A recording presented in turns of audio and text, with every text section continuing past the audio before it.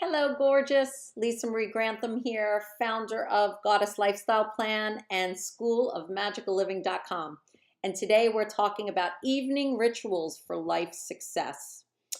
What I've discovered is having a day that goes really smooth starts with preparation the night before. And we're going to talk a little bit more deeply into that a little bit later down on the list here.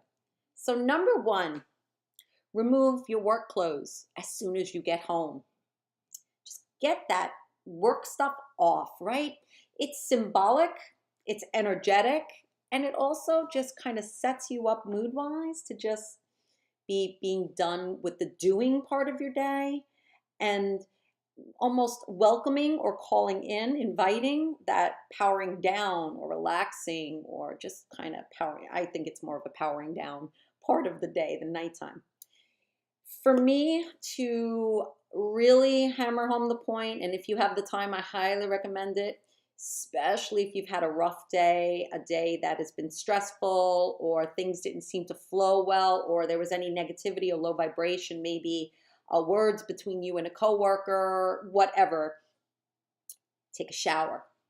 Take a shower, and while you're in the shower, just visualize and think about how all that negativity and low vibration and any stuff, any of the stuff that doesn't really belong in your energetic field or in your mind, just allow it to wash away. And I like to watch the water go down the drain and just goodbye to all of that and just wash it off. There was a song years ago called Wash That Man Right Out of Your Hair. Well, I say just wash that negativity and that low vibrational crap right off your body and right down the drain it goes. Bye. So that's number one. Number two, don't eat too late. So everybody's different, right? But 7 p.m. I think is a good cutoff time. Now, before you get all crazy like Lisa, I don't even get home till 7:30. How am I going to eat before 7 o'clock?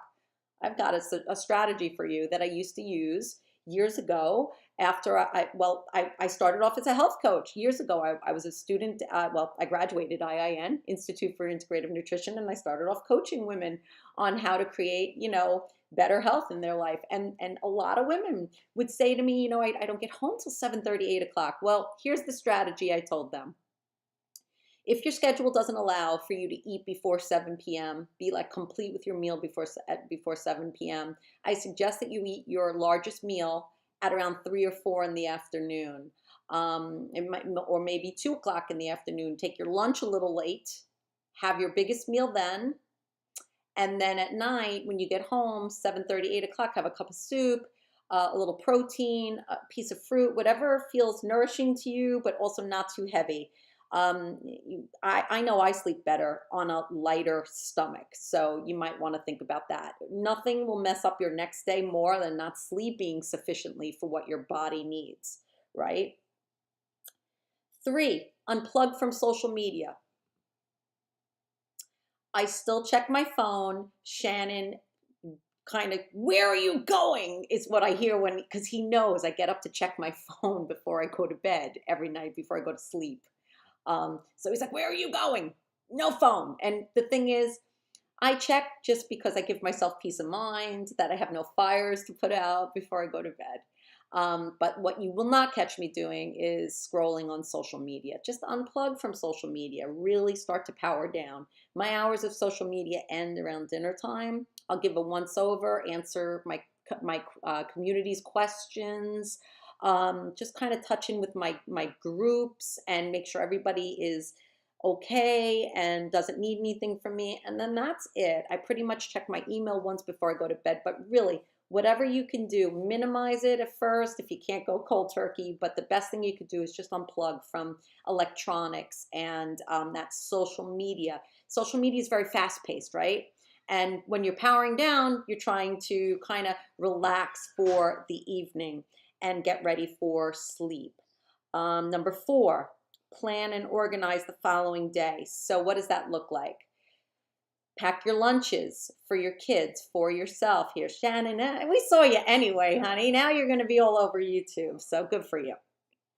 Pack lunches for yourself, for your kids. Get everything prepared the night before. Prep your clothes. Now, for me, I sometimes can change my mind in the morning. I remember, when I would have to get up and out. But for the most part, get your stuff for the morning ready the night before. Number 5, tidy up the home. I tend to be super neurotic about the home, so I'm just going to tell you that I will literally fully clean my house before leaving on vacation because I want to come home to a fully clean house that smells wonderful, the bed's made, yada, yada. But what you want to do is just tidy up around you. If there's papers laying around, put them where they belong. Get the dishes out of the sink, get them in the dishwasher or washed or put away, whatever that looks like. Definitely don't leave a bunch of stuff for the next morning to do. For me, I'll speak personally, nothing messes with my Zen more than waking up to chaos. And what I mean by chaos is shit everywhere. Do not like it. Tidy up the night before. I do it when I'm exhausted. I do it when I don't feel like it because I know tomorrow morning will thank me. It'll be like, oh, this is much better. Just power through and tidy up the night before. Your home, your space. Number 6, go to bed at a decent time and at the same time every night. So that's an individual thing. I need to be pretty much sleeping by 10 p.m. I need a substantial amount of sleep. Not everybody needs that, but in order for me to be fully productive and fully kind of awake and aware and on my game, I need to definitely sleep from about 10 p.m. to figure 6 a.m. I've definitely gone through phases where I've gotten up in the, 4:30 in the morning. I go through these phases, I'm a woman of a certain age, so I definitely wake up earlier sometimes, but truth be told, no matter what time I wake up, 10 o'clock, 10 p.m. is usually when I'm going to sleep. That's what I need, and that's what I give my body. So determine what that time is for you and give your body that. Give your body the rest it needs by going to bed at a decent time and at the same time every night. We get into rhythms, right? Our body, we're very cyclical where we get into rhythms, our body. So having fluctuating times can kind of throw off our circadian rhythm. So try to just get yourself on a schedule. Number 7, as you fall asleep, think about gratitude. Gratitude journals are wonderful. I've done videos on how to do a gratitude journal. I'm not one to love to write with my hands. I've been a writer for 10 years, so I tend to type, and I prefer that. I'm also one hell of an introspective thinker, so I can literally sit there and just visualize and think about my day, think about all the things I'm truly grateful for. Or what's really great about technology these days is you could do a guided meditation. If it's something where you have a little bit of a monkey mind, any one of the app stores will have really great apps available, pretty much a guided meditation on anything you might want. But I love to end the day with just thinking about gratitude for it's a really good practice. That's the reasons why is a whole nother video.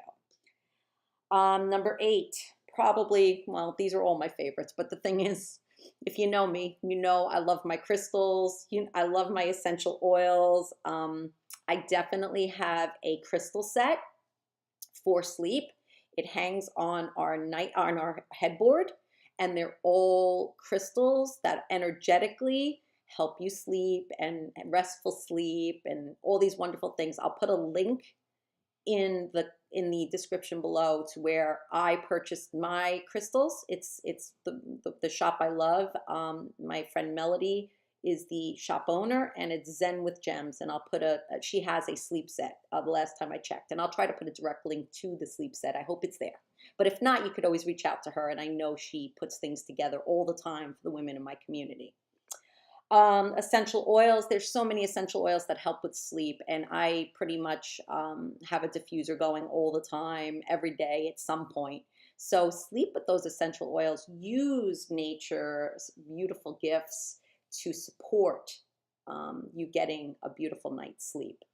All right, so that's my list of 8 evening rituals for life success. I hope you enjoyed it. Leave me some comments below, and I look forward to seeing you next time. Bye for now.